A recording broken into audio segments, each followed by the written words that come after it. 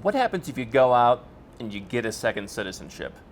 Maybe it's your plan B, or maybe even make it your plan A because you replace your existing citizenship. And then what happens if the government comes and takes away your second citizenship? Is it even possible?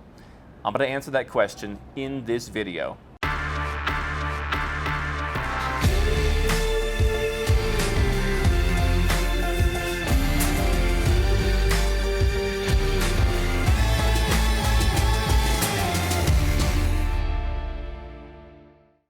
Hey, I'm Andrew Henderson, and if you'd like to learn how the Nomad Capitalist team can help you with your second citizenship or your holistic offshore plan, you can go to nomadcapitalist.com for all the details. This is a question that a gentleman asked me recently. His concern was if he went through all the trouble to get a second citizenship, what if the government there just decided to take it away? Those of us who were born into a country and obtained citizenship by birth, whether it's through birth on the soil, as myself and anyone else born in the United States, Canada, and a lot of American countries, or whether it's because you were born somewhere else in the world, Europe, Asia, etc., and you get citizenship by birth through your parents. Those citizenships can almost never be taken away. Now, obviously, the government can pretty much do whatever it wants. They can come, and we've seen this in countries where they say, hey, people that look like you, we're taking away your citizenship. So while by law they can't take a citizenship by birth, in theory, I suppose they can do anything they want. Probably not a concern for most of us. But the question is, what if I go in and get a second passport? What do I have to be aware of? And let me tell you a couple stories that have been in the citizenship industry news recently. Earlier in 2019, Bulgaria, where they have or had what I call a fast-track naturalization program, went back through their files back years, and they found a handful of people who had obtained citizenship by what they felt were fraudulent means. They had incorrectly disclosed some of their assets, they hadn't made the proper investments, and the government said, hey, these people no longer qualify for citizenship. They never qualified for citizenship, so we're going back and we're taking it away. Malta had a case, the Malta Citizenship by Investment Program, that they never commented on, but it was intimated by some in the industry that they had gone back and found someone who had obtained their citizenship that was engaged in some fraudulent dealings in their home country. They went back allegedly and may have canceled his citizenship. Other countries that have citizenship by investment programs, like Antigua, there was a gentleman who was wanted in his home country.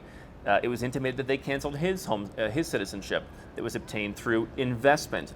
And so the biggest stories that I see when it comes to second citizenship, where people are losing their citizenships, are a small handful of people who participate in these citizenship by investment programs. Now, Bulgaria is not quite a citizenship by investment program because it was never instant. It took a couple of years to get it. Malta is not the fastest citizenship by investment, but it is an economic citizenship. You give them money and they give you a citizenship. Obviously, they don't approve everyone, but that's basically how it works. And of course, the Caribbean programs, that's how they work as well. And so, does that mean you shouldn't get citizenship by investment? Not necessarily. If I look at these cases, I don't see any Canadians having their citizenships taken away.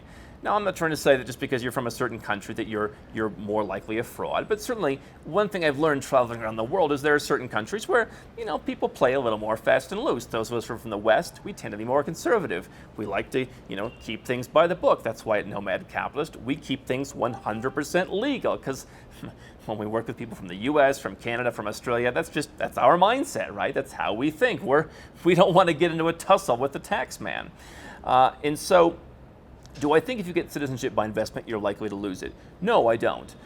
Because I don't really see any cases where the people didn't have, they probably should have lost the citizenship. Obviously, if you commit fraud to get a citizenship, whether it's through naturalization or by investment or through any other means, if they find out, you're going to lose it.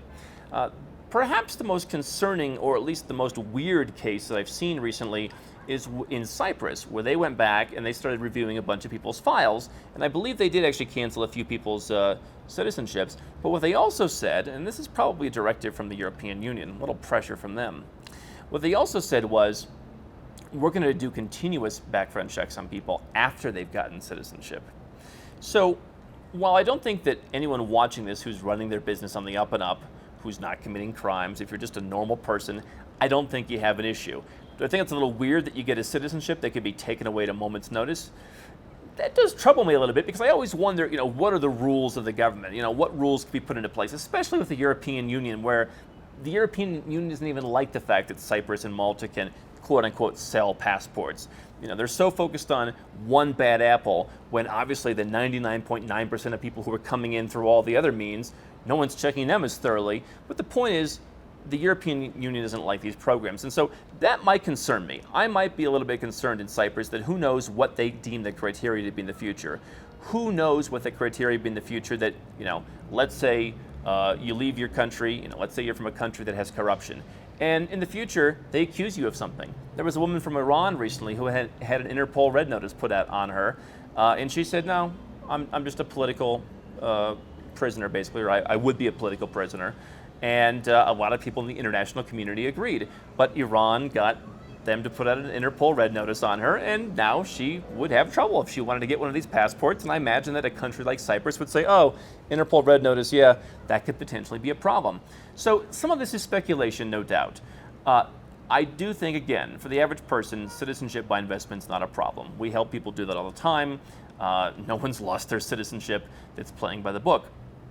What I do suggest that you do, if your goal is to get a second passport, is rather to create a passport portfolio.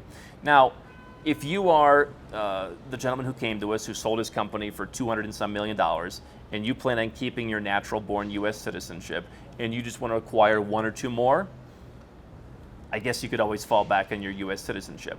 I think this guy has about a zero chance of losing any of the new citizenships, but you could always fall back on your U.S. one. So in his case, one other passport, get a second passport, you're done. I do think, though, having a passport portfolio where you work on a paper citizenship in a non-investment based country, or maybe you go through a fast-track naturalization program, I think there's a number of benefits to having a passport in what people would call a quote-unquote real country, i.e. not a tiny Caribbean island. Nothing wrong with the Caribbean island passports. I have one. We help people get them. I have plenty of people that we've helped who, that's all they have. They only are Dominican citizen. They're only a St. Lucian citizen, and they're perfectly cool with that. They travel around the world. They have no problems. But if the goal is to be truly diversified, to cover every base, from travel privileges to immigration privileges to countries like the U.S., to just covering your tuchus, I think that pairing a citizenship by investment passport with another naturalization passport, either in a country that you live in, a country that you wish to live in, even if it's not the full year, that's where the paper citizenship part comes in. Maybe you're eligible for citizenship by descent in a country, that could be a nice pairing. Again, I wouldn't worry too much about losing your second citizenship. Listen, I mean, people in the United States are being denaturalized right now under the Trump administration. That's not a pro or con against the Trump administration. How aggressive they're being is a matter that people have debated. But certainly, if you commit immigration fraud, you can expect your citizenship to be taken away in any country, not just Cyprus, not just a Caribbean country. So, of course, you always want to be on the up and up. It's not something that I would think most nomad capitalists should worry about, but I do think it's another small reason, low down the list, to diversify your second passport portfolio. How can Nomad Capitalist help you? 4 ways. Number 1, subscribe to our channel and click the notification bell to make sure you get our new video every day. Number 2, get a copy of Nomad Capitalist, the book. You'll learn a lot of my personal experiences over a dozen years of studying this stuff, as well as exactly some of the strategies that you can use to build your Nomad Capitalist plan. Number 3, if you're not sure where to start, but you want to come and learn from my team and I, you want to come and mingle with like-minded people, learn more about our live conference, Nomad Capitalist Live. It's coming up soon. And number 4, if you want some help right now because you've got a burning issue, you need something solved, you want to lower your taxes, get a second passport, or build the Nomad Capitalist lifestyle of your dreams, go to nomadcapitalist.com and click on Become a Client.